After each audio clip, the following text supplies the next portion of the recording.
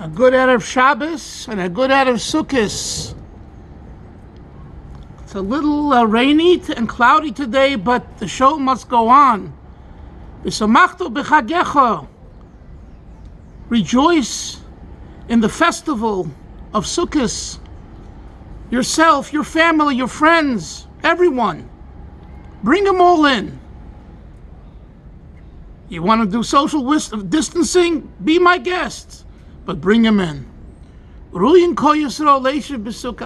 Jews are suitable and fit to sit in one sukkah because we are all one people.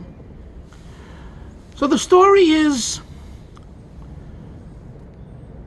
with Rabbi Soloveitchik, Rabbi Soloveitchik, famous Rosh Yeshiva of Yeshiva University of Yeshiva Yitzchak, Rabbi Yitzchak Hanan, who we know had a wonderful relationship with the Rebbe. I wrote an entire book, Rav and Rebbe, 400 pages, 566 footnotes.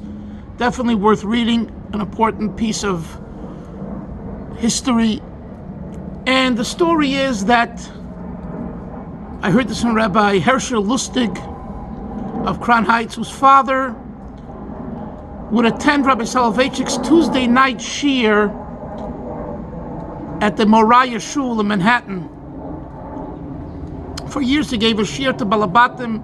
It was well attended. People came from all neighborhoods in the greater New York area, Brooklyn, Queens, etc.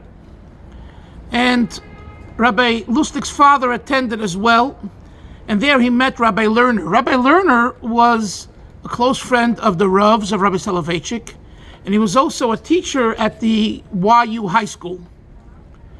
And he told him that he was the one who drove Rabbi Soloveitchik to the Rebbe January 1980 for the Farbrengen, the 30-year Yartzeit Farbrengen, Tov Shin Mem, that historic date that Rabbi Soloveitchik attended, and it's been publicized by Jem on the video, and I write a lot about it in the beginning of my book, because that event to me symbolizes the end of the Gra, the Vilna Gaon issue with Hasidus and Hasidim. But anyway, so Rabbi Lerner tells Rabbi Lustig the following. I drove him, and the Rav at the time wasn't feeling well. He had a form of Parkinson's, and it's hard for him to sit. So he told Rabbi Lerner he'll be there only 15-20 minutes because it's hard for him to sit.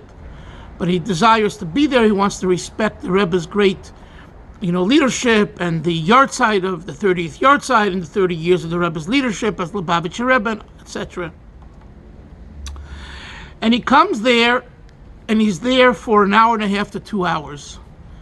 The Rebbe spoke a very long sicha and then followed by another long sicha.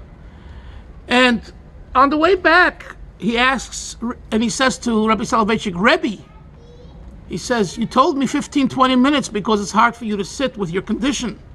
And nevertheless, you were there for so long.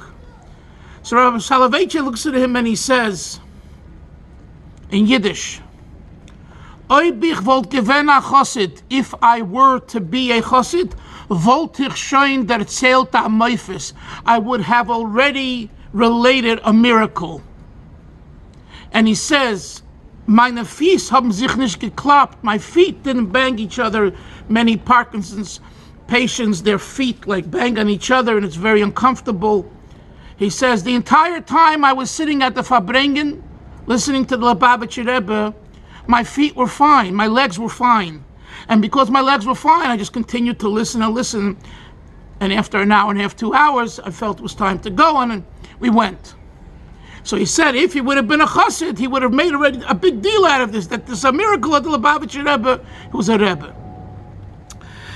I think that this story is very appropriate for Chag HaSukkos. It depends how you sit and where you sit.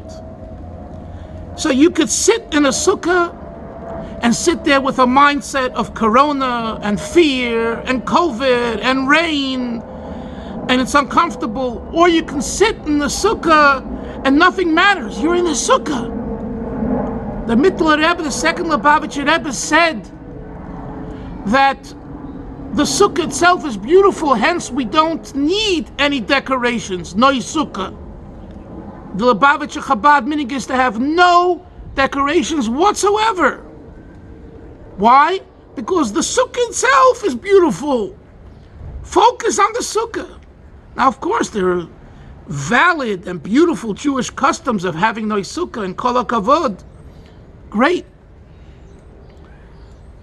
Rabbi Soloveitchik sat at the Farbrengen. He went in there with a fear that maybe his Parkinson's, not maybe, what should have been is that the Parkinson's would affect him and he couldn't sit more than 15, 20 minutes. He ends up staying so long because he's sitting with a Rebbe. He's listening with a Rebbe. He's listening to a Rebbe. Not that he was the Rebbe's chassid. He would say he's a brisket and a litvak and a snagit, you know. That's not the point. He's sitting here with another great man. And there's a focus between two great men on Torah. That's the idea. You're focused on Torah. The feet won't bother you. The legs won't bother you. The pain won't bother you. So Rabbi say, here we are, going into this wonderful special sukkahs. Tafshin Pei Aleph Tnei Shnas, Ployes Arena Tehei Shnas, Pidyon Emes, Poida Emes.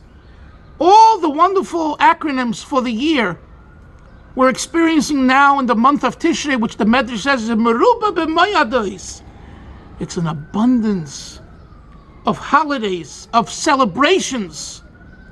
But it will be this way if your mindset, mind over matter, focuses on the right things in the sukkah. So Rabbi said, don't waste the sukkah's experience while you're in the sukkah in particular.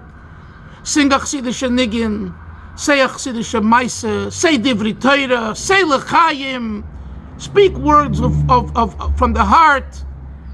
And when we do this, there's no question, no COVID, no corona, no rain, nothing can impact us in the sukkah.